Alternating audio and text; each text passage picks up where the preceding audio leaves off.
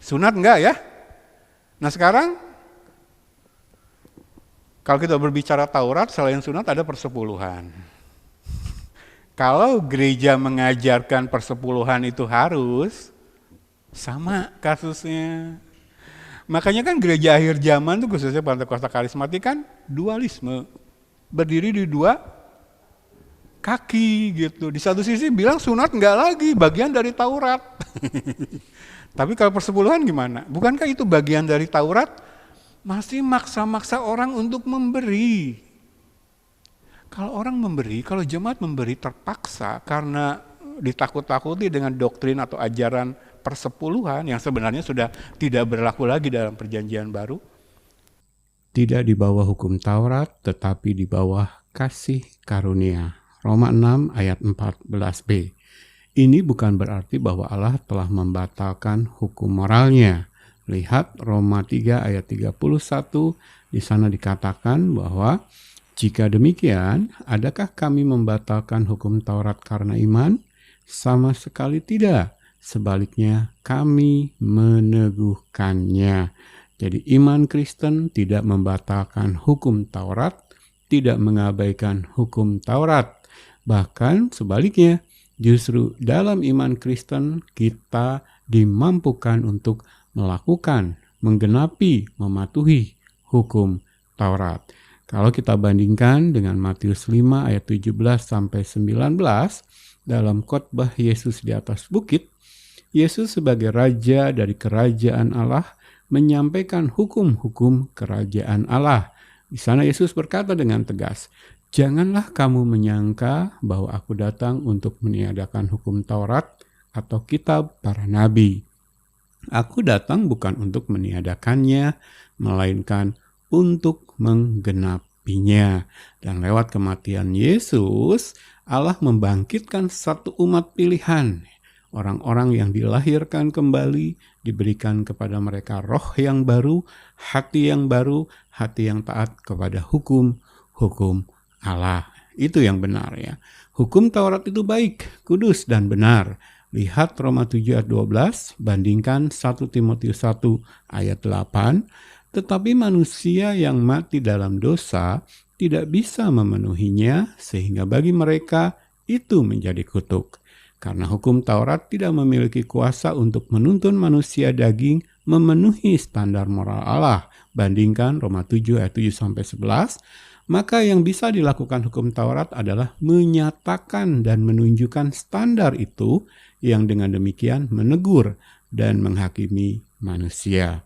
Dalam perjanjian lama, Taurat menunjukkan kepada manusia keberdosaannya.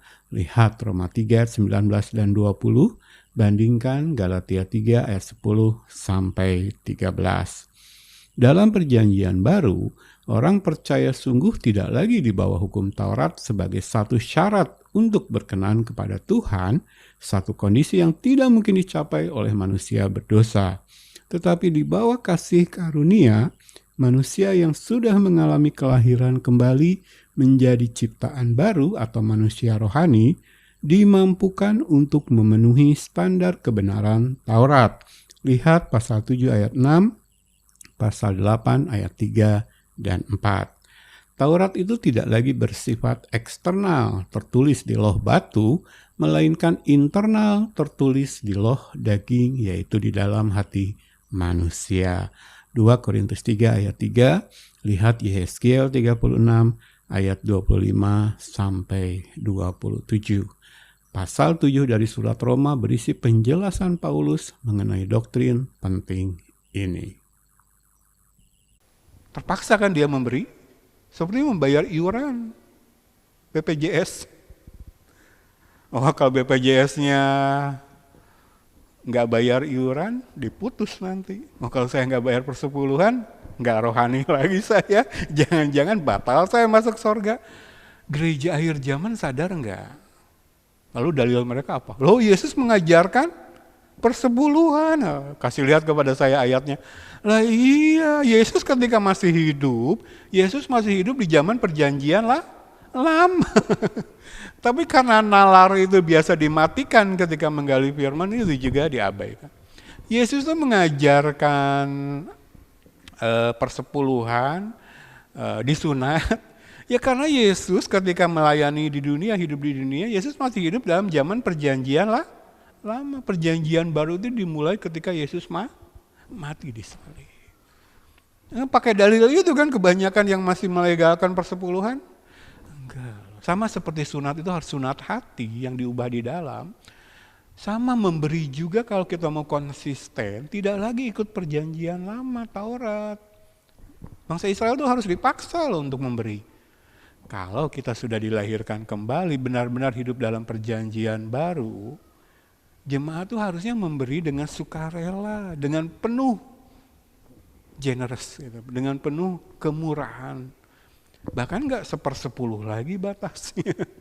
Ya, jemaat tangkap ya. Kalau minggu kemarin saya singgung, kaum elit rohani ini coba dikikis karena tidak alkitabiah lewat gerakan reformasi.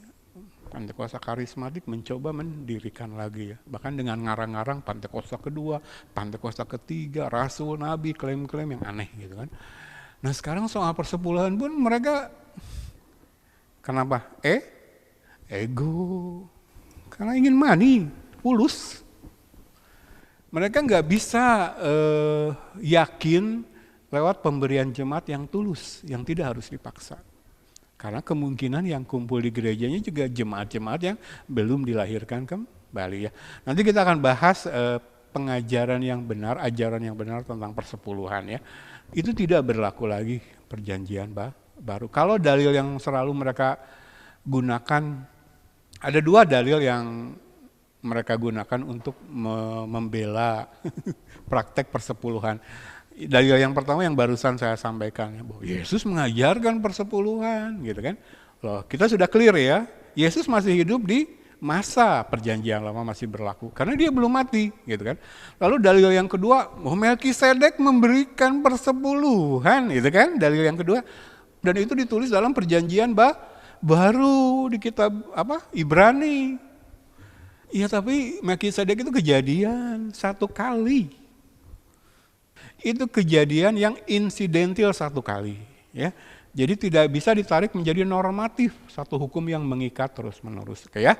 Jadi itu 2 dalil, kita singgung sedikit, nanti ada pengajaran secara khusus. 2 dalil yang dipakai mereka yang masih menerapkan persepuluhan. Kasihan loh. Mereka tuh nggak percaya kepada karya salib Kristus yang bisa mengubahkan jemaat sehingga memberi dengan penuh kemurahan, bahkan lebih dari 1/10, tapi itu tidak terpaksa gitu. Bahkan kita kan sudah mendengar ya, ada gembala yang sampai nagih-nagih gitu, persepuluhan jemaat pakai WA, kayak debt collector. Jadi sekali lagi ya, ajaran yang salah akan menuntun manusia kepada praktek keagamaan yang salah. Sesuatu yang seharusnya tidak terjadi lagi ketika karya salib Kristus terjadi, digenapi. Karena yang dibangkitkan oleh karya salib Kristus adalah ini ya, satu bangsa, satu umat yang sudah diubahkan dalamannya. Jadi melakukan segala sesuatu sudah tidak dipaksa-paksa lagi dengan cambuk Taurat. Tetapi ya karena Allah sudah menaruh hati yang baru, roh baru dalam diri.